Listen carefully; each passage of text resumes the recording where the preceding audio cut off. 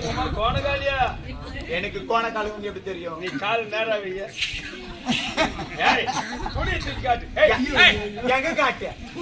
காலை தூக்க மாட்டேன் பப்ளிக்ல. கோணக்கால் இல்ல, நேரா தான் இருக்கு. ஏய் உமா கோணகாலி. ஹலோ.